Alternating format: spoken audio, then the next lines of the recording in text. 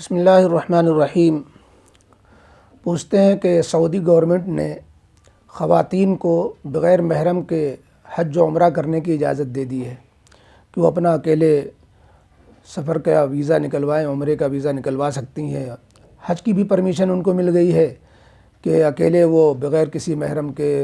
وہ حج کے لیے جا سکتی ہیں، عمرے کے لیے جا سکتی ہیں۔ تو کیا شریعت میں ایسی کوئی گنجائش ہے؟ جواب یہ ہے کہ سعودی کی جو موجودہ گورنمنٹ ہے، جو سعودی محمد بن سلمان ہیں، ان کے فیصلے بہت سے شریعت سے ہٹے ہوئے اس وقت ہو رہے ہیں۔ انہوں نے لبرل اسلام کو جو ہے جیسے فالو کرنا شروع کر دیا ہے، یا وہ غیروں کے نقش قدم پر چل پڑے ہیں۔ یہ بہت جو ہے افسوسناک بات ہے۔ اصل یہ ہے کہ جب نبی کریم علیہ الصلاۃ والسلام کا وہ دور عہد نبوی اور مقدس زمانہ خیر القرون، کہ اس وقت جب حضرت عبداللہ ابن عباس رضی اللہ عنہما کی روایت میں ہے کہ جب نبی کریم علیہ السلام نے یہ ارشاد فرمایا، بخاری شریف میں بھی ہے، مشکات کے اندر بھی اس کو نقل کیا ہے کہ نبی کریم علیہ الصلاۃ والسلام نے جب یہ ارشاد فرمایا کہ کوئی عورت تنہا کسی مرد کے ساتھ خلوت میں نہ رہے اور اسی طرح بغیر محرم کے وہ سفر نہ کرے، تو ایک صحابی کھڑے ہوئے کہ اللہ کے رسول صلی اللہ علیہ وسلم، میں نے تو جہاد میں نام لکھوایا ہوا ہے اور میری خاتون جو ہے، میری بیوی، وہ حج پہ جا رہی ہیں۔ تو نبی کریم علیہ السلام نے جہاد جیسے سفر کو روک دیا اور کہا کہ تم اپنی بیوی کے ساتھ حج پہ جاؤ، تنہا عورت کا حج پہ نکلنا درست نہیں ہے۔ اسی طریقے سے ایک اور روایت ہے، مسلم شریف وغیرہ میں ہے کہ 3 دن 3 رات سے زیادہ جو سفر ہو، جس کو مسافت شرعی کہتے ہیں، تو سفر شرعی کی دوری پر اگر کوئی خاتون جا رہی ہے تو اس کے لیے جائز نہیں ہے کہ وہ محرم کے بغیر جائے۔ اور یہ حج کا سفر، عمرے کا سفر کوئی 2 دن 3 دن کا تو ہوتا نہیں ہے، اور زیادہ دن کا ہوتا ہے۔ تو ایسی صورت میں جو ہے کسی طرح جائز نہیں ہے کہ سفر شرعی سے کی بقدر دوری پر جائے اور کوئی محرم اس کے ساتھ نہ ہو۔ اسی لیے فقہا نے لکھا ہے، صاف صاف لکھا ہے کہ جس خاتون کا شوہر حج پہ نہیں جا سکتا اور کوئی محرم بھی اس کو حج کے لیے ساتھ میں لے جانے والا نہیں مل رہا ہے، تو اس عورت پر حج فرض ہی نہیں ہے، اور اس کے لیے کوئی وہ گنہگار نہیں ہوگی حج پہ نہ جانے کی وجہ سے۔ وہ انتظار کرے گی کوئی شوہر کے لیے جب استطاعت ہو جائے یا کوئی محرم جب ساتھ میں مل جائے حج پہ ساتھ میں جانے والا، تبھی وہ اس پر حج فرض ہوگا، تبھی وہ حج پہ جا سکتی ہے۔ اس لیے اس دور فساد میں، جبکہ ہر طرف بے حیائی اور بدچلنی کا دورہ ہے، ہر وقت وہ عفت و ناموس خطرے میں ہے، اور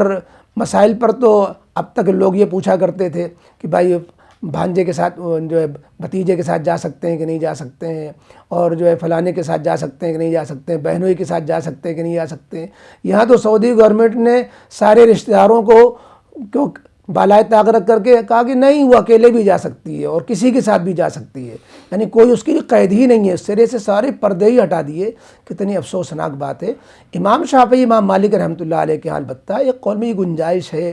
کہ اگر کئی خواتین ہوں اور سب امینات ہوں جن پر اطمینان کیا جاتا ہو، جیسے مثلا محلے کی ہیں، رشتہ داروں میں ہیں، کئی ایک عورتیں ہیں،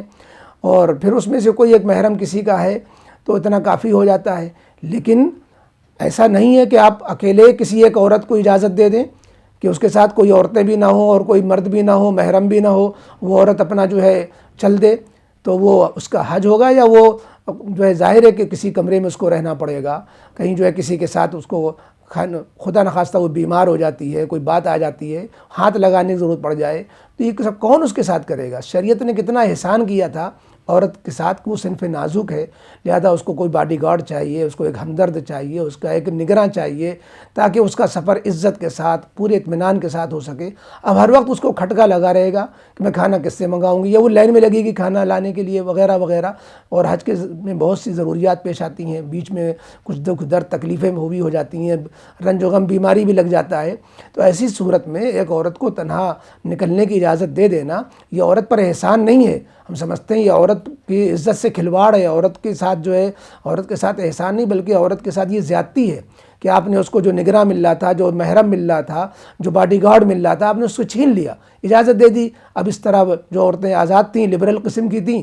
وہ اس سے فائدہ اٹھائیں گی، اور اس طرح حج ایک جو مقدس سفر تھا وہ کچھ سے کچھ ہو کر رہ جائے گا۔ تو بہرحال ہم اس پہ افسوس ہی کر سکتے ہیں کہ قرآن و حدیث کے خلاف جو 1450 سال سے لے کر 1500 سال سے لے کے جو مزاج چلا آ رہا تھا اسلامی مزاج پہ، جو خواتین محرم کے ساتھ جایا کرتی تھی، شوہر کے ساتھ جایا کرتی تھیں، آج جو ہے اس دور میں اس چیز کو ختم کر دیا گیا۔ 1400 سال پہلے کی جو ہے روایت کو ختم کیا جا رہا ہے۔ تو یہ اس پہ جو ہے افسوس تو ہے، لہذا جو ہے سب طرف سے سارے ملکوں سے آوازی اٹھنی چاہیے کہ سعودی گورنمنٹ اس فیصلے کو واپس لے۔ جب انڈیا کا گورنمنٹ نے یہ شرط کو ختم کیا تھا، محرم کی شرط کو، اس وقت دارالعلوم دیوبند سے کچھ لوگوں نے فتویٰ طلب کیا تھا، تو وہ فتویٰ بھی ہمارے سامنے رہنا چاہیے، جس میں یہ لکھا ہوا ہے صاف صاف، عورتوں کا بغیر محرم کے سفر حج پر جانا شریعت کی جانب سے منع ہے، کیونکہ نبی کریم صلی اللہ علیہ وسلم نے فرمایا ہے کہ جو عورت اللہ اور یوم آخرت پر ایمان رکھتی ہے وہ بغیر محرم کے ایک دن ایک رات کا سفر نہ کرے۔ لا يحل لامرأة تؤمن بالله واليوم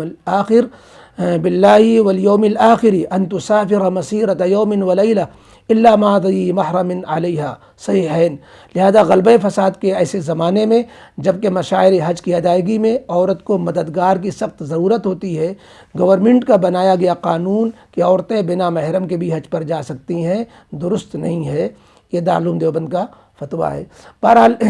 ہم تو اپنے اس پہ قائم رہے، خواتین کو یہ جرت نہیں کرنی چاہیے کہ وہ گورنمنٹ نے اجازت دے دی اور سعودی نے الاؤ کر دیا سعودی عرب نے، لہذا ہم جو ہے شریعت کو